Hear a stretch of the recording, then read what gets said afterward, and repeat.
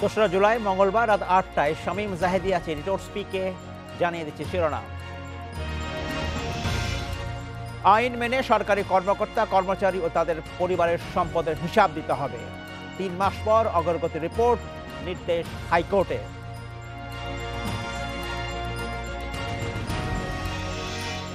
Bangladesh cricket বোর্ডের পরিচালক পর্ষদের সভা, টি-20 বিশ্বকাপে দলের পারফরমেন্সের মূল্যায়ন।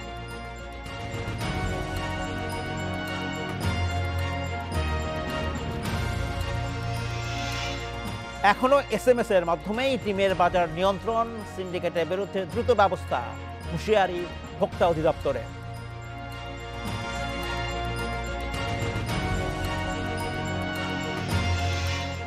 পাঁচ বছর পর পর সরকারি কর্মকর্তা কর্মচারী ও তাদের পরিবারের সম্পদের হিসাব দিতে হবে। নিজ নিজ বিভাগে দাখিল করার নির্দেশ দিয়েছে আদালত। এই নির্দেশ বাস্তবায়নের রিপোর্ট জমা দিতে হবে ৩ মাসের মধ্যে। মঙ্গলবার এক রিটের শুনানি শেষে হাইকোর্টের দ্বৈত বেঞ্চ এই আদেশ দেন ও রুল জারি করেন। এসব নিয়ে আলোচনা করতে আমার সাথে যোগ দিচ্ছেন সাবেক সচিব আবু আলম মোহাম্মদ শহীদ খান এবং কিছুদিনের মধ্যেই যোগ দেবেন সুপ্রিম কোর্ট বার অ্যাসোসিয়েশনের সংবিধান সংরক্ষণ কমিটির সাধারণ সম্পাদক অ্যাডভোকেট সৈয়দ মামুন মাহবুব। জনাব আবু আলম মোহাম্মদ শহীদ খান, আপনাকে স্বাগত জানাচ্ছি। আপনি নিশ্চয়ই অবগত হয়েছেন ইতিমধ্যেই যে আজকে আদালতে হাইকোর্টে একটি নির্দেশ এসেছে। সেখানে বলা হচ্ছে 1979 সালের যে বিধি রয়েছে, যে বিধি অনুযায়ী সরকারি কর্মকর্তা কর্মচারীরা তাদের সম্পদের হিসাব প্রতি 5 বছর পর পর তাদের নিজস্ব বিভাগে জমা দিয়ে থাকেন। এর ফলে যে বিষয়টা এসেছে সাম্প্রতিক সময়ে, আপনি জানেন যে সরকারি কর্মকর্তা কর্মচারীদের বিভিন্ন রকমের দুর্নীতির খবর গণমাধ্যমে প্রকাশের পর এই বিষয়ে আসলে আলোচনা এসেছে এবং এরই প্রেক্ষিতে একজন আইনজীবী এই রিটটি করেছেন। সব কিছু বলে আপনার কি মনে হয়, এই যে মূল যে দাবি সেটি হচ্ছে যে সরকারি কর্মকর্তা কর্মচারীদের যে সম্পদ রয়েছে এবং তাদের পরিবারের নামে যে সম্পদ রয়েছে সেটা যেন এমন ব্যবস্থা করা হয় যাতে সবাই দেখতে পারেন নির্দিষ্ট সময় পর পর, এমন ব্যবস্থাকে কি আপনি সমর্থন করেন কিনা? আপনি যা বললেন তাতে তো যে রুলটা জারি হয়েছে বা যে আদেশটি মহামান্য হাইকোর্ট দিয়েছেন সেটা হলো যে 1979 সালের যে বিধান আছে সরকারি কর্মচারীদের জন্য, সেই বিধান অনুসারে তারা 5 বছর পর পর যাতে সম্পদ বিবরণী জমা দেন। জি। এটা তো 1979 সালের বিধানে আছেই। তো এটা কেন জমা হয় না বা জমা হয়নি কেন, এটা যাদের বিধানটা কার্যকর করা কথা তারা নিশ্চয়ই জবাব দেবেন। হুম তো হুম। এটা আমি স্বাগত জানাই, নিশ্চয়ই জমা দিতে হবে। আর একটা কথা এখানে বলে রাখা প্রয়োজন যে সরকারি কর্মচারী যাদের গ্রেড 6 থেকে যারা উপরে আছেন তাদের ক্ষেত্রে কিন্তু তাদের প্রতি বছর আপনার ট্যাক্স বিবরণী দিতে হয়, জি ট্যাক্স ফাইল জি। দাখিল করতে হয়। যাদের 3 লক্ষ টাকার উপরে যারা ইনকাম করেন, 3 লক্ষ টাকা পর্যন্ত দিতে হয় না। তো সেক্ষেত্রে তো তারা, আপনি জানেন, এটা সবাই জানে বাংলাদেশের, যে ট্যাক্স ফাইলের সাথে আপনার সম্পদ বিবরণী দিতে হয়, প্রতি বছর দিতে হয় এটা। সুতরাং সরকারের কাছে কিন্তু ওই কর্মকর্তাদের ট্যাক্স ফাইলের বিবরণী আছে এবং সেখানে সম্পদ বিবরণীও আছে। এটা যে দেওয়া হয় না এরকম নয়। এবং আপনি যাদের কথা ইঙ্গিত করলেন যে কিছু কিছু সরকারি কর্মকর্তার নামে, শীর্ষ কর্মকর্তাদের জি। নামে কিছু রিপোর্ট এসেছে এবং তারা দুর্নীতির বিষয়ে রিপোর্ট এসেছে। তো তারা তো 6 গ্রেডের উপরেই ছিল এবং কেউ কেউ শীর্ষ কর্মকর্তা ছিল। সুতরাং তাদের ট্যাক্স ফাইলে তো এই সম্পদ বিবরণী থাকার কথা ছিল হুম এবং হুম। সেটা যাচাই বাছাই করার সুযোগও ছিল। সুতরাং এইটা নতুন কোনো কিছু না, এটা তো পুরানা জিনিস। এখন হাইকোর্ট আমাদেরকে বলার পরে নিশ্চয়ই আমরা আবার ঘুরে দাঁড়াবো, দেখবো যেখানে সাবমিট হয় না সেটা সাবমিট হবে। আমি এটাকে স্বাগত জানাই, এটা তো না স্বাগত জানানোর কোনো কারণ নেই। অবশ্যই আইন অনুযায়ী আমাদের সরকারি কর্মকর্তা কর্মচারীদের চলতে হবে। গণকর্মচারীরা দেশের সংবিধান, আইন, বিধিবিধান মেনে চলবেন, জি। এটাই তো আশা করতে হবে এবং এটাই তাদেরকে করতে হবে। এই জন্যই তারা গণকর্মচারী।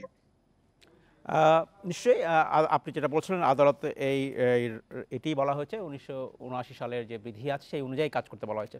কিন্তু একটা দাবি কিন্তু আজকের রিটের সম্মত করা হয়েছিল যে আহ, সরকারি কর্মকর্তা কর্মচারী বা তাদের পরিবারের যে সম্পদ সেটা যেন সবার জন্য উন্মুক্ত করা হয়, এরকম একটা দাবি এসেছিল। আমি জানি না এই বিষয়ে আসলে আজকের যে সিদ্ধান্ত হয়েছে সেখানে কোনো এই বিষয়ে কোনো সিদ্ধান্ত দেওয়া হয়নি সম্ভবত। আমরা একটু বিস্তারিত জানতে চাইব অ্যাডভোকেট সৈয়দ মামুন মাহবুব, যিনি আমার সাথে ইতিমধ্যে যোগ দিয়েছেন।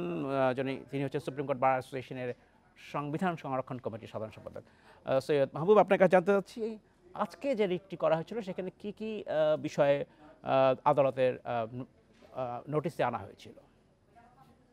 জি, ধন্যবাদ আমাকে আপনাদের মতো একটা জনপ্রিয় জি ইলেকট্রনিক মিডিয়ায় যুক্ত করার জন্য। আজকে আসলে ঘটনাক্রমে আমি ছিলাম ওই বিচারপতি নজরুল ইসলাম তালুকদার সাহেব এবং বিচারপতি কাজী এবাদ হোসেন সাহেবের বেঞ্চে। আমার একটা অন্য মামলা ছিল।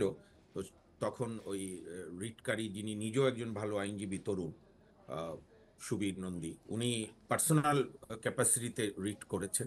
অনেকগুলো প্রেয়ার চেয়েছে, প্রার্থনা করেছিল। তার মধ্যে অন্যতম ছিল হচ্ছে যে কেন এই যে ৭৯ সালের যে বিধিটা, বিশেষ করে সরকারি কর্মকর্তা কর্মচারীদের প্রপার্টির হিসাব নিতে হবে, এটা কেন নেওয়া হচ্ছে না, বা এই ইনঅ্যাকশনকে চ্যালেঞ্জ করা, এবং কেন এই রুল বাস্তবায়নের জন্য সরকার সহ বিভিন্ন সংস্থা বাধ্য হবে না, এবং আরো ছিল যে সমস্ত সম্পত্তির হিসাব নিকাশ করে দ্রুততার ভিত্তিতে কোর্টের কাছে জমা দিতে। তো কোর্ট যাই হোক হিয়ারিং করে যে আদেশ দিয়েছে সেটা হচ্ছে যে সরকারি কর্মকর্তা কর্মচারীদের যে শৃঙ্খলা বিধি এবং যে রুলস 1979 সালে, আমার সহ আলোচক শহীদ ভাই ভালো বলতে পারবেন, ওইটাও ওই অনুযায়ী কেন বাস্তবায়ন হবে না, এবং একটা প্রোগ্রেস রিপোর্ট জমা দিতে বলেছেন জি জি সুপ্রিম কোর্ট। এটা খুব ইম্পর্টেন্ট বিষয়। ওইখানে রিটকারীর আইনজীবী এবং নিজেও তিনি পিটিশনার, আমাদের তরুণ এক আইনজীবী। তো উনি নিজে বলেছিলেন যে 2 মাসের মধ্যে সম্পত্তির হিসাব জমা দিতে। তো ন্যাচারালি এটা একটা অনেক বড় ধরনের কাজ, এত লক্ষ লক্ষ কর্মকর্তা কর্মচারীদের। তো সেইখানে আমাদের আদালতের একটা প্র্যাকটিস আছে যে অনেক সময় আইনজীবীদের সহায়তায় অন্য আইনজীবীরও এগিয়ে যায়। তা আমি সেখানে একটা ঘটনাক্রমে ছিলাম দেখে প্রস্তাব দিয়েছিলাম যে মাইলড অ্যাটলিস্ট বর্তমান আমাদের বিভিন্ন মন্ত্রণালয়ের সচিবদের প্রপার্টির হিসাবটা একটু 2 মাসের মধ্যে গভর্নমেন্ট দিক। তো যাই হোক, কোর্ট অত্যন্ত ন্যায়সঙ্গত অর্ডার দিয়েছে যে 3 মাসের মধ্যে প্রোগ্রেস রিপোর্ট জমা দিতে বলেছে। এই যে প্রপার্টি গভর্নমেন্ট কর্মকর্তা কর্মচারীদের কত হয়েছে, আগে কত ছিল, বা এন্টার রুলসটা যে ৭৯ সালের আপনার যে রুলস, বিশেষ করে 13-1-2, আহ, সেইটা আহ, যাতে। সৈয়দ সৈয়দ মামুন মাহবুব, বর্তমান যে বিধি আছে 1979 সালে, সেই বিধি অনুযায়ী প্রত্যেক সরকারি কর্মকর্তা কর্মচারী তাদের বিভাগে বা তাদের যেখানে কাজ করেন সেখানে জমা দেবেন। এটা তো আর এই বিষয়টা তো পাবলিক হবে না, অর্থাৎ যে কেউ তো এই সম্পদ দেখতে পারবেন না, বা একজন সরকারি কর্মকর্তা বলতেই পারেন যে তার কি সম্পদ আছে সেটা তার একান্ত ব্যক্তিগত ব্যাপার, সেই প্রাইভেসিও তো রক্ষা করা দরকার। এখানে দুটো জিনিস আছে, এক পক্ষ বলা হচ্ছে সেটাকে পাবলিক করা হোক, আবার একটা যুক্তি আসতেই পারে যে মানুষের প্রাইভেসি রক্ষা করা দরকার। এই দুটোর মাঝে আসলে ব্যালেন্স কীভাবে সম্ভব? এটার না, প্রাইভেসি, আপনার প্রাইভেসির যে কনসেপ্ট, যদিও আমাদের প্রতিবেশী দেশ ভারতে প্রাইভেসিকে একটা মৌলিক অধিকারের পর্যায়ে নিয়ে গেছে, এখানে প্রাইভেসিটা ওই অর্থে না, প্রাইভেসিটার প্রশ্ন ওখানে উঠবে না।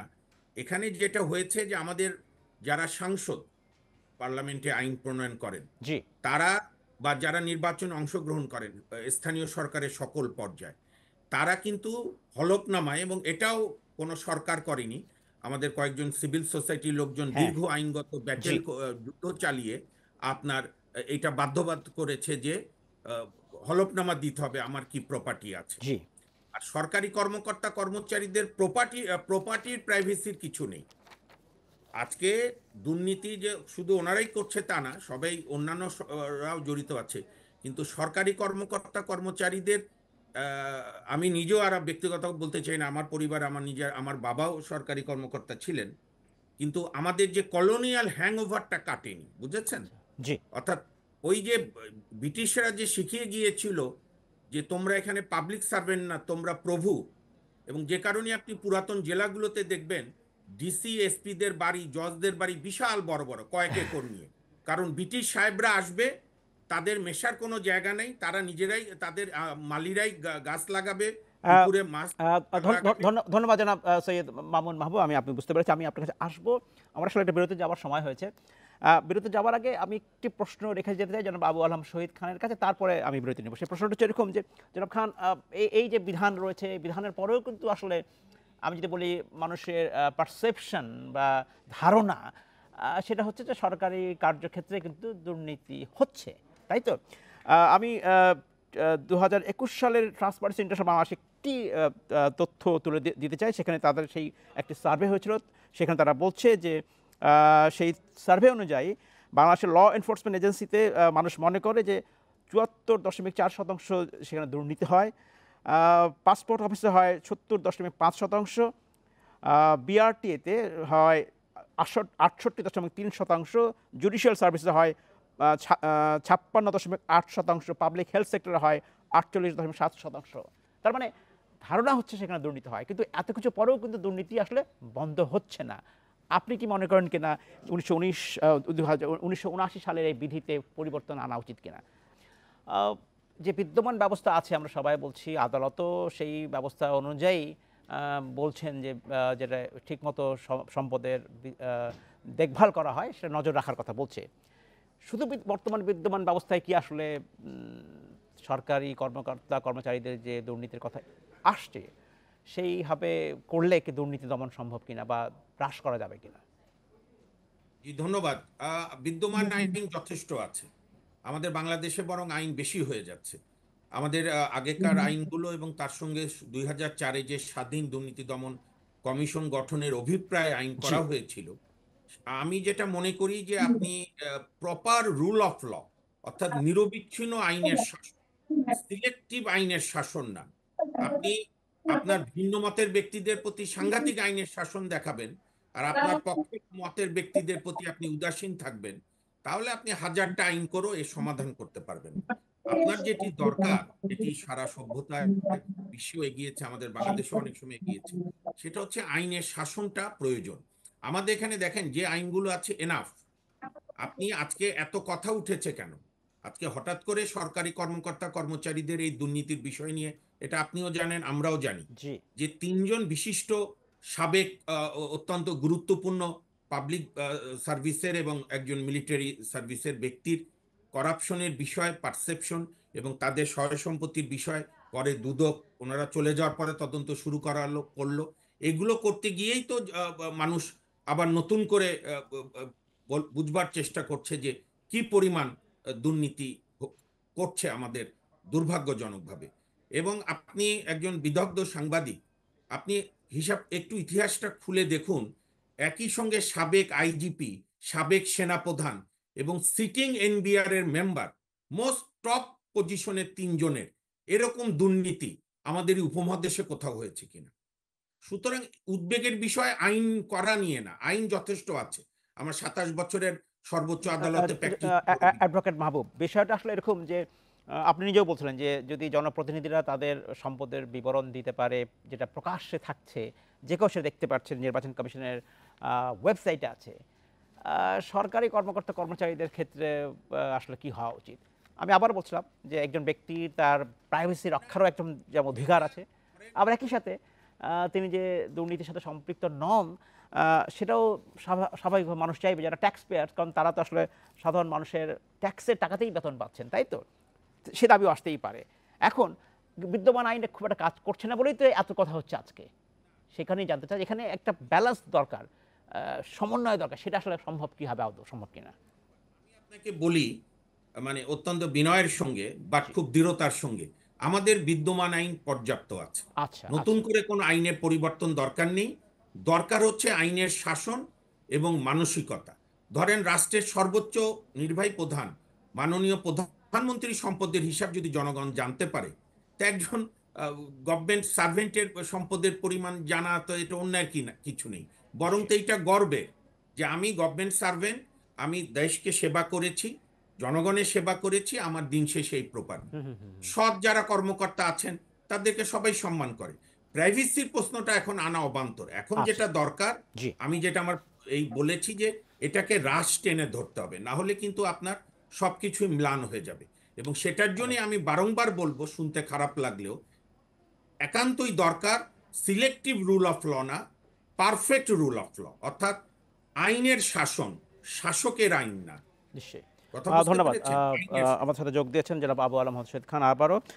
জনাব খান, আপনার কাছে প্রশ্ন ছিল যে বিদ্যমান ব্যবস্থায় দুর্নীতি নির্মূল হচ্ছে বা হ্রাস পাচ্ছে এমনটি কি ধারণা করবার মতো অবস্থা আছে কিনা? কারণ বলছিলাম সাম্প্রতিক সময়ে সরকারি কর্মকর্তা কর্মচারীদের যে দুর্নীতি সেটা গণমাধ্যমে এসেছে। তাহলে আপনার কি মনে হয় কিনা যে বিদ্যমান ব্যবস্থার পরিবর্তন আনা উচিত কিনা, যাতে সরকারি কর্মকর্তা বা কর্মচারীরা দুর্নীতি করতে উৎসাহিত বোধ না করেন? আমাদের যে বিদ্যমান ব্যবস্থা, আমাদের সংবিধান, আমাদের আইন, বিধিবিধান যা আছে পর্যাপ্ত। আপনার আইনের প্রয়োগটা করতে হবে। আচ্ছা। আপনার যে আইনগুলো আছে, আইনগুলো ঠিকমতো প্রয়োগ করতে হবে, মনিটরিং ঠিকমতো করতে হবে। আপনি সেটা করতে পারলেই আপনি রাশ টেনে ধরতে পারবেন। দুর্নীতি দমন হবে, দুর্নীতি কম হবে, মানুষজন ঠিকমতো কাজ টাজ করবে। সেই কাজটাই করা দরকার, যে আইনের শাসন প্রতিষ্ঠা করা দরকার। সেটা না করে আপনি যে কোনো অর্ডার ইস্যু করতে পারেন, এইসব অর্ডারে কোনো কাজ হবে না। যে কোনো ঘোষণা দিতে পারেন, কাজ হবে না। আরেকটা জিনিস আমি ঠিক বুঝতে পারলাম না, হাইকোর্ট এরকম কোনো অর্ডার দিয়েছে কিনা যে এগুলো প্রকাশ করতে হবে, যেটা নিয়ে না আপনি আলোচনা না, করছেন। এই সম্ভবত এই জাতীয় কোনো আদেশ দেননি। আদেশ না থাকলে, ওকে, শহীদ ভাই এই জাতীয় এরকম কোনো কোনো আদেশ না আদেশ থাকলে, দেয়নি। কোর্ট বলেছে প্রোগ্রেস রিপোর্ট 3 মাস পর কোর্টকে জানাতে, যে কোর্টকে হ্যাঁ, কতদূর এই কি প্রোগ্রেস ছিল। রিপোর্ট 3 মাস পরে কোর্টকে জানানোর মানে হচ্ছে যে সরকারকে যেটা বলা হয়েছে যে 5 বছর পর পর যে সরকারি কর্মচারী বা গণকর্মচারীদের যে নিয়ম আছে যাদের তাদেরকে সাবমিট করার, সেটা ঠিকমতো সাবমিট হচ্ছে কিনা 3 মাস পর জানিয়ে দিবে যে আমার সাবমিট দপ্তরে হচ্ছে। 10,000 জন কর্মচারী আছে, তাদের 8,300 জন সাবমিট করছে বা 2,100 জন সাবমিট করছে। এটাই হলো প্রোগ্রেস রিপোর্ট। তো ওই প্রোগ্রেস রিপোর্টটা জানানো হবে, এবং জানানোর জন্য যে আদেশ হাইকোর্ট দিয়েছে খুবই ভালো আদেশ, এবং এটা প্রতিপালন করা প্রত্যেক দপ্তরের কাজ। কর্মচারীরা, আমি আগেই বলেছি, আইন মেনে চলা, আইন প্রতিপালন করা, আইনের শাসন প্রতিষ্ঠা করা, এগুলো কর্মচারীদের কাজ, এবং এই জন্যই তাদেরকে বেতন ভাতা দেওয়া হয়। সুতরাং এটা তারা দেবেন, এটাতে কোনো অস্বাভাবিক কিছু নাই। এটা আমি আছে আমি বলছিলাম আইন। যে একটা দাবিও আছে যে এটা প্রকাশ্যে আনা হোক, একজন দাবি আছে, দাবি কর্মকর্তার নিয়ে সম্পদ কেমন আছে, এটা কি আপনি সমর্থন করেন কিনা? এরকম অনেক দাবি থাকতে পারে।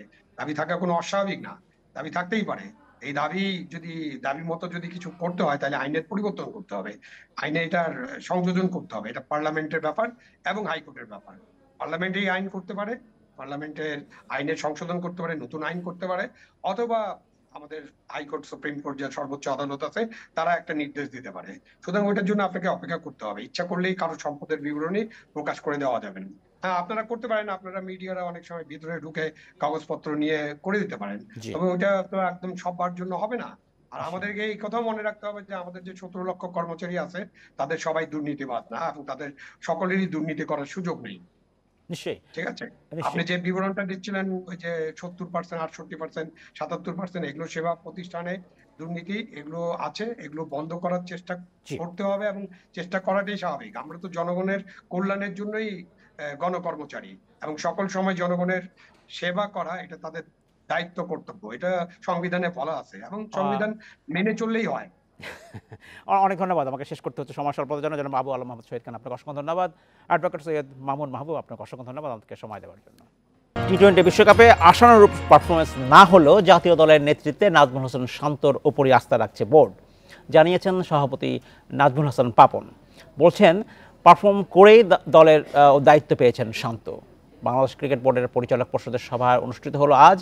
অনেকগুলো গুরুত্বপূর্ণ বিষয়ে দীর্ঘ আলোচনার পর বোর্ড নিয়েছে এইসব সিদ্ধান্ত। এসব নিয়ে বিস্তারিত জানতে আমার সাথে যোগ দিচ্ছেন ইন্ডিপেন্ডেন্ট টেলিভিশনের ক্রীড়া সম্পাদক রাকিবুল হাসান। রাকিবুল হাসান, আপনাকে স্বাগত জানাচ্ছি। আমি বলছিলাম বোর্ডের সভা অনুষ্ঠিত হওয়ার পরে বেশ কিছু সিদ্ধান্ত, আমি যদি বলি অধিনায়ক শান্তই থাকছেন, সেই সিদ্ধান্ত হয়েছে। এই সিদ্ধান্তকে আপনি কীভাবে দেখেন? আসলে কি বিকল্প ছিল কিনা বোর্ডের কাছে আর কারো? প্রথম কথাটা হচ্ছে, নাজমুল হোসেন শান্তকে যখন অধিনায়কত্ব দেওয়া হয় তখন কিন্তু এই পুরো বছরের জন্য দেওয়া হয়েছে। আমরা এখন দাঁড়িয়ে আছি জুলাই মাসে।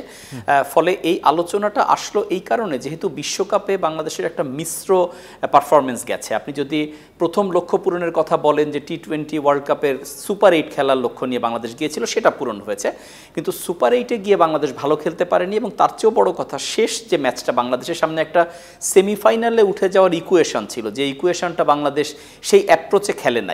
তো ফলে এই কারণে কিন্তু শান্তর অধিনায়কত্ব নিয়ে একটা প্রশ্ন উঠেছে। এবং নাজমুল হাসান পাপন যদিও বলেছেন শান্তর উপর আস্থা রাখছে, কিন্তু এটাও বলেছেন যে ওই ম্যাচের 12 ওভারের মধ্যে ম্যাচ জেতার অ্যাপ্রোচ না নেয়ার বিষয়ে শান্তর যে বক্তব্য, সেটা গ্রহণযোগ্য নয়, তিনি একদম পরিষ্কারভাবে বলেছেন। ফলে তাকে একটু সময় দিতে চান, কিন্তু তিনি অধিনায়ক থাকছেন, এই বিষয়ে এটা তিনি নিশ্চিত করেছেন। খেলোয়াড় আরও কিছু গুরুত্বপূর্ণ বিষয়ে কথা হচ্ছে, যেমন আলোচনা হচ্ছিল যে খেলার সময়, পুরো টুর্নামেন্ট চলার সময় বাংলাদেশ দলের খেলোয়াড়দের কী অবস্থা ছিল, যেমন বলাই হচ্ছে তাসকিনের ঘুম কাণ্ড নিয়ে কথা হচ্ছে। কি হচ্ছে আসলে? দেখেন বিষয়টা হচ্ছে প্রথমত যদি এভাবে বলা হয় যে এটা একটা হিউম্যান এরর, যে মানুষ মাত্রই ভুল হয়, সেভাবে যদি আগে দেখা হয় বিষয়টা, এখানে ম্যানেজমেন্টও দায় এড়াতে পারে না। কারণ ম্যাচ যেতে একটা কল টাইম থাকে, সেই কল টাইমের পরে আইসিসির গাড়ি অপেক্ষা করে, সেখানে যখন তাসকিন যাননি, তিনি গিয়েছেন পরে তার বাংলাদেশ দলের একজন স্টাফের সঙ্গে গিয়েছেন টসের 10 মিনিট মতো আগে। এই কথাগুলো আজকে সাকিব আল হাসানও, তিনি ছুটিতে গেছেন যুক্তরাষ্ট্রে, তার আগে তিনিও বলে গেছেন, কিন্তু তিনি দলের সঙ্গে যাননি। আবার সেই কারণে যে তাকে একাদশের বাইরে রাখা হয়েছে বিষয়টা এটাও কিন্তু না। ফলে সবকিছু মিলিয়ে বিষয়টা অবশ্যই বিব্রতকর, কিন্তু সহ অধিনায়ক যেহেতু তাসকিন আহমেদ এই বিশ্বকাপে ছিলেন, সেটাও একটা বড় ব্যাপার যে তিনি কিভাবে এটা মিস করেন। কিন্তু এটা একটা অনভিপ্রেত ঘটনা, সেটাকে বিভিন্নভাবে যখন মিডিয়া আসলো সেটা থেকে প্রশ্ন আসলে অনেক বেড়ে গেছে। কোচদের বিষয়ে আলোচনা হচ্ছে, স্পিন কোচের মেয়াদ বাড়ানোর কথা বলা হচ্ছে, এইসব বিষয়ে কোনো সিদ্ধান্ত এসছে? দেখেন, এইসব বিষয়ে চূড়ান্ত কোনো সিদ্ধান্ত এখনো আসেনি। প্রথম কথাটা হচ্ছে যে হেড কোচের কথা যদি বলা হয় চন্দিকা হাথুরুসিংহে, তার কিন্তু 2025-এর মার্চ পর্যন্ত চুক্তি আছে। তার আগে সেভাবে হুট করে বিসিবি কোনো সিদ্ধান্ত নেবে বলে মনে হচ্ছে না, এবং এই বিশ্বকাপের পরবর্তীতে তাকে যেহেতু সরাসরি ব্যর্থ বলা যাচ্ছে না, ফলে এটা আলোচনার মধ্যে ছিল না। স্পিন বোলিং কোচ মুশতাক আহমেদের খণ্ডকালীন একটা দায়িত্ব ছিল, তাকে হয়তো লম্বা মেয়াদে পাওয়ার চেষ্টা করবে, বাট সে বিষয়ে আলোচনা হয়েছে, কিন্তু সেটা নিয়ে যে আসলে কোনো কংক্রিট সিদ্ধান্তে পৌঁছানো গেছে তা না, কারণ এখানে উভয় পক্ষের একটা বিষয় আছে। ফলে এখনই সেই সব বিষয়ে কোনো সিদ্ধান্ত হয়নি, তবে ঘরোয়া বিভিন্ন বিষয়ে সিদ্ধান্ত হয়েছে, যেমন লোকাল কোচদের বেতন বাড়ানো হয়েছে, বাংলাদেশের নারী আম্পায়ার যারা আইসিসিতে অন্তর্ভুক্ত হয়েছেন তাদেরকে বেতন কাঠামোর মধ্যে আনার একটা সিদ্ধান্ত হয়েছে, এরকম বেশ কিছু সিদ্ধান্ত হয়েছে। আমি যদি শুধু হয়তো আমরা বলছিলাম যে আলোচনা হয়েছে বিশ্বকাপের পারফরমেন্স নিয়ে, কেমন খেললো বাংলাদেশ, কিন্তু আপনি যদি সার্বিকভাবে চিন্তা করেন, শুধু তো টি-20 বিশ্বকাপই নয়, সার্বিকভাবে বাংলাদেশ গত 20 বছর ধরে যে অ্যাপ্রোচে এগুচ্ছে, সেই জায়গাটা একটু পরিবর্তন আনা উচিত কিনা। কারণ বাংলাদেশ কিন্তু একটা, আমি যদি বলি, একটা একটা একটা একটা ঘরের মধ্যে আবদ্ধই আছে, বের হতে পারছে না। ভালো করছে, কিন্তু ওই মাঝারি মানের, ভালো মানের দল এখনো হতে পারেনি বাংলাদেশ। আপনি একদমই ঠিক বলেছেন যে বাংলাদেশ গত 20 বছরের কথা টেনে এনেছেন, একই জায়গায় ঘুরপাক খাচ্ছে বাংলাদেশ। ফলে এটা একটা অবশ্যই বড়সড় কনসার্নের বিষয়ে, বাংলাদেশ ক্রিকেট বোর্ড নিশ্চয়ই সে বিষয়টাকে আলাদাভাবে গুরুত্ব দেবে। একটা গুরুত্বের কথা তো আমরা বিশ্বকাপের আগেই জানতে পেরেছি। আপনি জানেন বর্তমান ক্রিকেটটা কিন্তু অনেক বেশি টি-20 মুখী, প্রতি 2 বছর পর পর টি-20 বিশ্বকাপ হয়। আপনি আগে যেটা বাইল্যাটারাল সিরিজ বলি আমরা, দুই দেশের মধ্যে যখন খেলা হয় সেখানে প্রতিটা সিরিজের মধ্যেই টি-20 এখন ঢুকে যায়। টেস্ট ওয়ানডে থাকুক বা না থাকুক, অনেক সময় শুধু টি-20ও হচ্ছে। ফলে টি-20তে জোর বাড়ানোর জন্য বাংলাদেশ ক্রিকেট বোর্ড কিন্তু বিপিএল এর বাইরেও আরেকটা টুর্নামেন্ট ইন্ট্রোডিউস করছে, যেটা প্রতি বছর হবে। ফলে আপনি যদি বছরে 2টো টি-20 টুর্নামেন্ট খেলেন, সেক্ষেত্রে ঘরোয়া ক্রিকেটারদের একটা বড় উন্নতি হওয়ার কথা।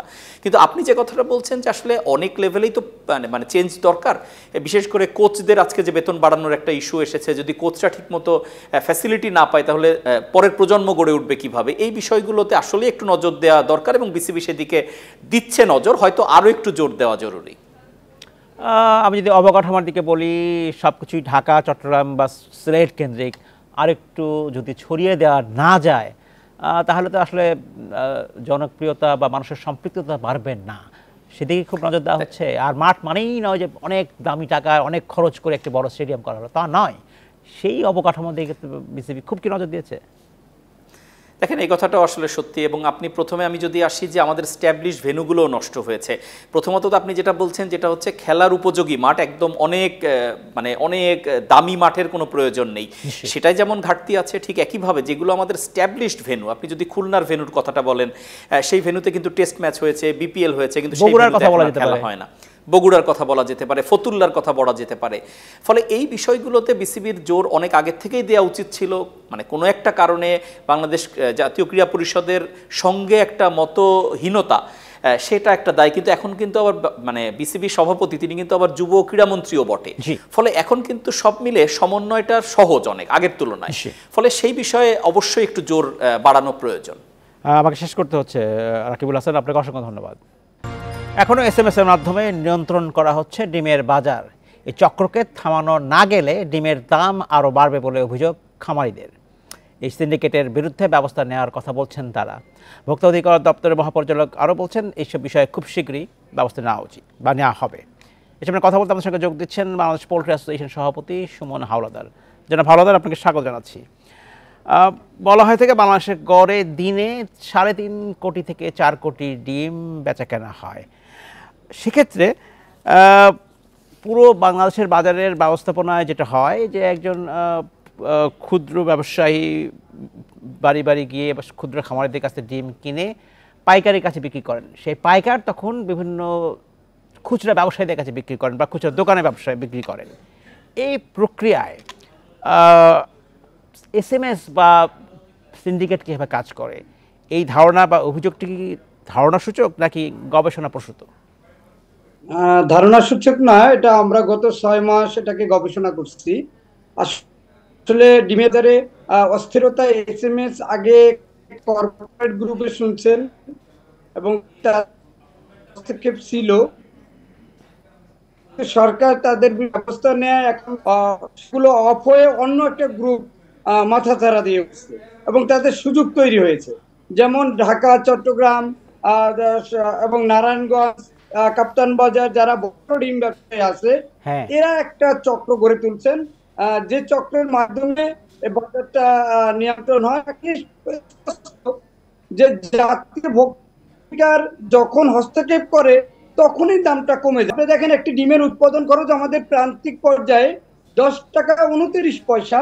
এখানে যদি সকল সাপ্লাই চেইন 4টা হাত বদল হয়, যে স্থানীয় আড়তদার বলতে খামার থেকে যিনি ডিম সংগ্রহ করেন উনি প্রফিট করেন 10 পয়সা। এটা যদি যৌক্তিক থাকে এবং শহরের আর চট্টগ্রাম বিভিন্ন ব্যবসায়ী এদের প্রফিট হচ্ছে 40 পয়সা ক্যারিং এবং তার প্রফিট সকল সহকারে। এরপর হচ্ছে ভ্যান গাড়ি 35 পয়সা এবং খুচরা দোকানদার 65 পয়সা। এটা যদি চেইন মেনটেন করা যায় এবং সবাই পাকা রসিদ ব্যবহার করতে পারে তাহলে কিন্তু 12.5 টাকার উপরে ডিম যাওয়ার কথা না, এবং 12.5 টাকা হচ্ছে যৌক্তিক দাম। জনাব সুমন হাওলাদার, আরেকটি বিষয় আপনার কাছে প্রশ্ন করতে চাই, সেটা হচ্ছে একটা অভিযোগ যে যেসব বড় প্রতিষ্ঠান, ফার্ম বা কর্পোরেট প্রতিষ্ঠান যারা ডিম ব্যবসায় নিয়োজিত, তাদের বিরুদ্ধে একটা অভিযোগ যে তারা এই বাজারকে নিয়ন্ত্রণ করছেন। আমি বলছিলাম দিনে 3.5 কোটি থেকে 4 কোটির ডিমের বাজার বাংলাদেশ, সেখানে এইসব প্রতিষ্ঠানের বাজার শেয়ার কতখানি, মার্কেট শেয়ার কতখানি, এবং খামারিদের যারা প্রান্তিক খামারি তারা কি পরিমাণ প্রতিদিন ডিম উৎপাদন করেন, কোনো স্ট্যাটিস্টিক্স পরিসংখ্যান আছে? যেটা হচ্ছে আমাদের চাহিদা হচ্ছে প্রায় 4 কোটি আর আমাদের উৎপাদন আছে প্রায় 4.5 কোটি, উৎপাদন বেশি আছে আমাদের। সমস্যাটা হচ্ছে যেমন কর্পোরেট শেয়ার হচ্ছে অনলি 20% এবং আমাদের প্রান্তিক পর্যায়ের খামারিদের হচ্ছে 80%। তবে আমাদের 80% যদি উৎপাদন হয়, আমরা কিন্তু শেয়ার থাকে, আমরা কিন্তু 2000, 4000, 5000 মুরগির খামার। আর কর্পোরেট গ্রুপগুলোর কিন্তু আসলে 10 লাখ, 20 লাখ, 5 লাখ মুরগির খামার। এবং তাহলে ওই বড় প্রতিষ্ঠানগুলো কিভাবে দাম নিয়ন্ত্রণ করছে বা সিন্ডিকেটের নেতৃত্ব দিচ্ছে বলে অভিযোগ আছে?